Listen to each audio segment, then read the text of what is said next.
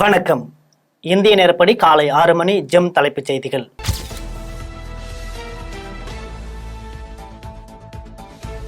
ஆசிரியர் தினத்தையொட்டி தமிழகத்தை சேர்ந்த 2 பள்ளி ஆசிரியர்கள் மற்றும் 2 பெண் விரிவுரையாளர்களுக்கு தேசிய நல்லாசிரியர் விருதுகளை வழங்கி குடியரசுத் தலைவர் திரௌபதி முர்மு கௌரவிப்பு.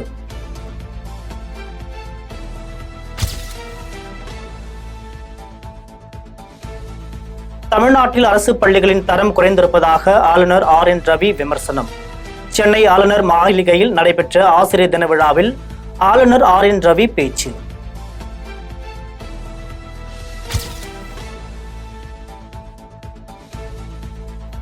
தமிழ்நாட்டில் தொழிற்சாலையை தொடங்க டில்லியன்ட் நிறுவனத்துடன் தமிழ்நாடு அரசு ஒப்பந்தம். சிகாகோவில் முதலமைச்சர் MK ஸ்டாலின் முன்னிலையில் புரிந்துணர்வு ஒப்பந்தம் கையெழுத்து. காலனி உற்பத்தி மற்றும் வடிவமைப்பு மைய விரிவாக்கத்திற்காக நைக் நிறுவனத்துடன் முதலமைச்சர் பேச்சுவார்த்தை.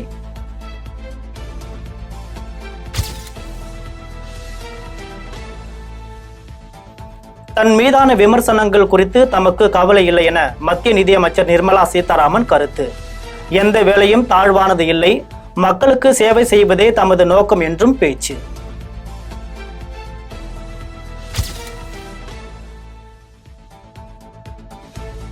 பொருட்களுக்கான வரி கடந்த 5 ஆண்டுகளில் 1 விழுக்காடு கூட உயர்த்தப்படவில்லை என மத்திய நிதியமைச்சர் நிர்மலா சீதாராமன் பேச்சு. கொரோனா தாக்கம் தீவிரமாக இருந்த போது கூட நாட்டில் எந்த வரியும் உயர்த்தப்படவில்லை என கருத்து.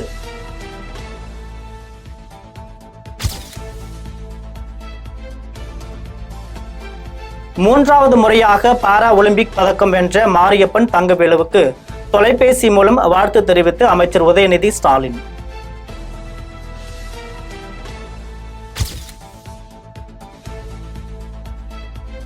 இந்தியாவில் தொடர்ந்து தங்கியிருக்க விரும்பினால் வாயை மூடிக்கொண்டு அமைதியாக இருப்பதே நல்லது. வங்கதேச முன்னாள் பிரதமர் ஷேக் ஹசீனாவுக்கு வங்கதேச அரசின் இடைக்கால தலைவர் முகமது யூனிஸ் எச்சரிக்கை.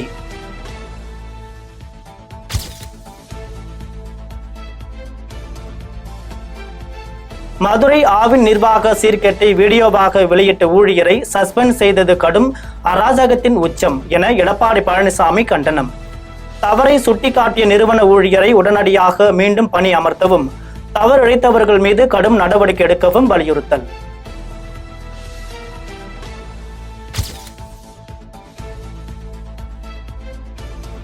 அதிமுகவுடன் மீண்டும் இணக்கம் ஏற்படுவதற்கு வாய்ப்பு உள்ளதா என்ற கேள்விக்கு இணக்கம் ஏற்பட்டால் ரொம்ப சந்தோஷம்தான் என பாஜக MLA நயினார் நாகேந்திரன் பதில்.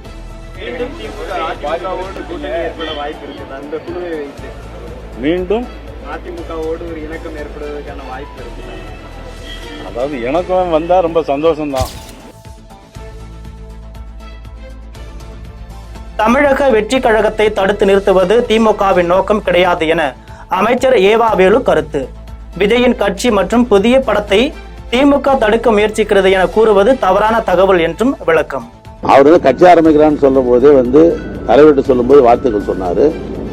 அதே மாதிரி திரையுலகத்தில் திராவிட கலைவேந்தனாக இருந்து நம்முடைய இயக்கத்திற்கு இளைஞரணி ஆகி இப்போ அமைச்சராக இருக்கிற தம்பி உதயநிதி கூட கேட்கிற போது என் நண்பர் அவர் ஆரம்பிப்பதற்கு என்னுடைய நல்வாழ்த்தையை தெரிவிக்கிறோன்னு சொல்ற மனப்போக்கத்தில் தான் திமுக இருக்கிற வழியா அவர் ஆரம்பிச்சு அதை போய் தடுத்து நிறுத்தணும் போகணுன்றது திராவிட முன்னேற்றத்துக்கு எப்பயுமே அது மாதிரிலாம் கிடையாது.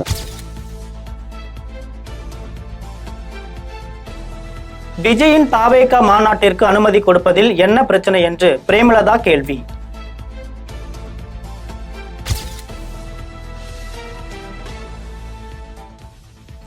இந்திய கிரிக்கெட் வீரர் ரவீந்திர ஜடேஜா பாஜகவில் இணைந்தார். ஜடேஜாவின் பாஜக உறுப்பினர் அட்டையை பகிர்ந்து அவரது மனைவியும் MLAவுமான ரிபாவா ஜடேஜா அறிவிப்பு.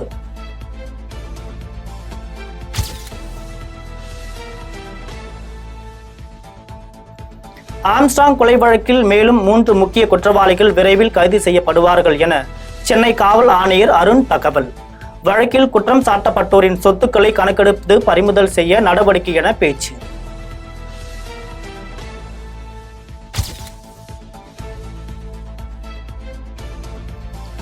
போதைப் பொருள் கடத்தல் வழக்கில் கைதான ஜாபர் சாதிக் மற்றும் அவருடன் தொடர்புடையவர்களின் 55 கோடியே 30 லட்சம் ரூபாய் மதிப்பிலான சொத்துக்கள் முடக்கம்.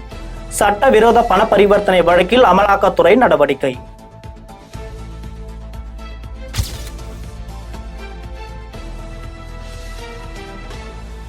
தமது மகள் கொல்லப்பட்ட வழக்கை மூடி மறைக்க காவல்துறையினருக்கு தங்களுக்கு பணம் கொடுக்க முயன்றதாக கொல்கத்தா பெண் மருத்துவரின் பெற்றோர் குற்றச்சாட்டு. உடற்கூராய்வுக்காக உடல் எடுத்து செல்லப்பட்ட போது கூட பார்க்க அனுமதிக்கவில்லை என்றும் பேச்சு.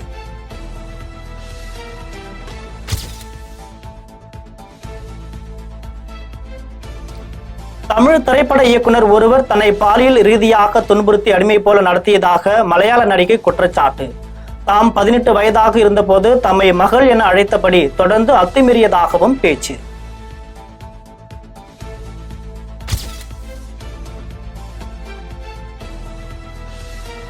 மும்பையில் விநாயகர் சதுர்த்தி கொண்டாட்டம் கோலாகலமாக தொடக்கம். ராஜா அலங்காரத்தில் லால்பக்சா ராஜாவாக வணங்கப்படும் விநாயகரின் சிலை திறப்பு.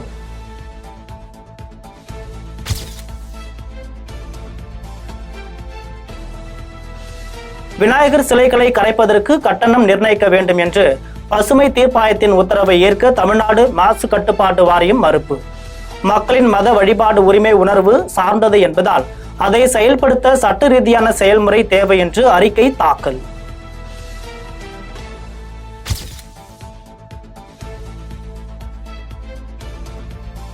திருச்செந்தூர் திருநெல்வேலி இடையிலான பயணிகள் ரயில் சேவை செப்டம்பர் 9 முதல் ஆகஸ்ட் 3 வரை 25 நாட்களுக்கு ரத்து. தெற்கு ரயில்வே அறிவிப்பு.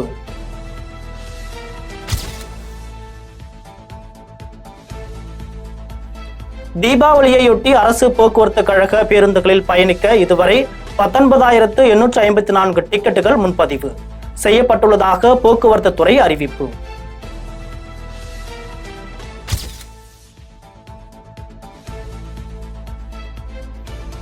சிக்கிமில் ராணுவ வீரர்கள் பயணம் செய்த வாகனம் 700 அடி ஆழ பள்ளத்தாக்கில் கவிழ்ந்ததில் 4 வீரர்கள் உயிரிழப்பு.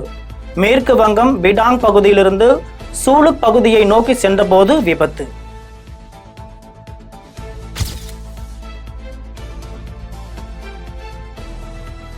உக்ரைனுடனான சமாதான பேச்சுவார்த்தையில் இந்தியா, சீனா மற்றும் பிரேசில் நாடுகள் மத்தியஸ்தர்களாக செயல்பட முடியும் என ரஷ்ய அதிபர் புதின் கருத்து. போர் தொடங்கிய சமயத்தில் இஸ்தான்புல்லில் எட்டப்பட்ட ஒப்பந்தத்தின் அடிப்படையிலான பேச்சுவார்த்தைக்கு தயார் எனவும் அறிவிப்பு.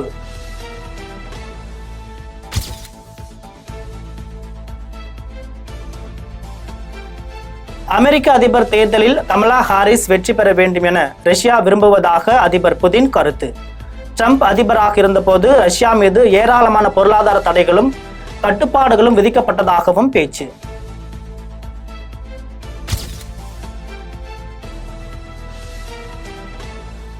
தென்கொரியாவை நோக்கி குப்பை கூளங்கள் தாங்கி வந்த 400க்கும் மேற்பட்ட பலூன்கள் வடகொரியாவிலிருந்து மீண்டும் ஏவப்படுவதாக தென்கொரியா குற்றச்சாட்டு.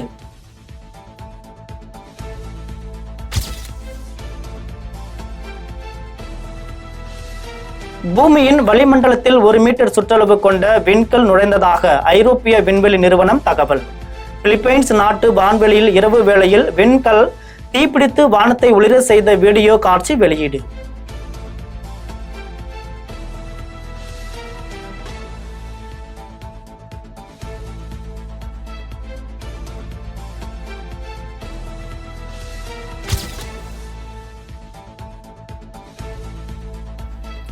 திருச்சி எஸ்பி வருண்குமார் அளித்த புகாரின் அடிப்படையில் சைபர் கிரைம் போலீசார் பதிவு செய்த வழக்கு.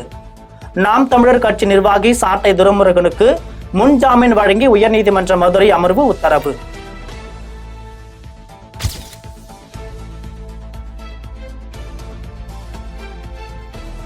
சிதம்பரம் நடராஜர் கோவில் வரவு செலவு கணக்கு விவரங்களை தாக்கல் செய்ய தீட்சிதர்களுக்கு சென்னை உயர்நீதிமன்றம் உத்தரவு.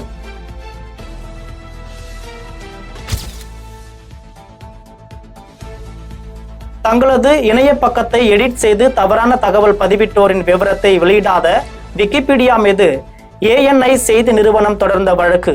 இந்தியா பிடிக்கவில்லை என்றால் விக்கிபீடியா எங்கு செயல்பட வேண்டாம் என்றும் டெல்லி உயர்நீதிமன்றம் கண்டிப்பு.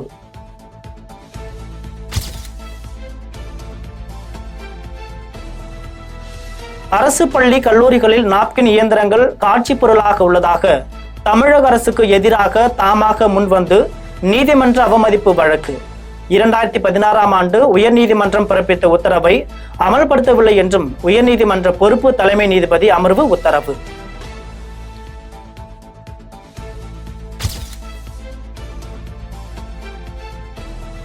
புதிய குறைந்த காற்றழுத்த தாழ்வு பகுதி ஆந்திர கடலோர பகுதிக்கு அருகே மத்திய மேற்கு வங்க கடல் பகுதியில் நிலவி வரும் வளிமண்டல சுழற்சி காரணமாக அடுத்த 24 மணி நேரத்தில் புதிய குறைந்த காற்றழுத்த தாழ்வு பகுதி உருவாக வாய்ப்பு உள்ளதாக இந்திய வானிலை மையம் தகவல்.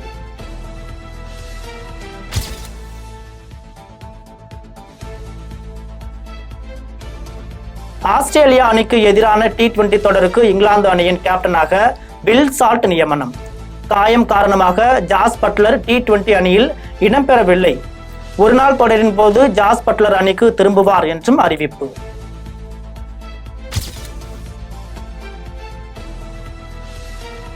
கோட் திரைப்படம் வெளியானதை அடுத்து நடிகர் விஜய், இயக்குனர் வெங்கட் பிரபு, இசையமைப்பாளர் யுவன் சங்கர் ராஜா உள்ளிட்டோருக்கு நாம் தமிழர் தலைமை ஒருங்கிணைப்பாளர் சீமான் வாழ்த்து.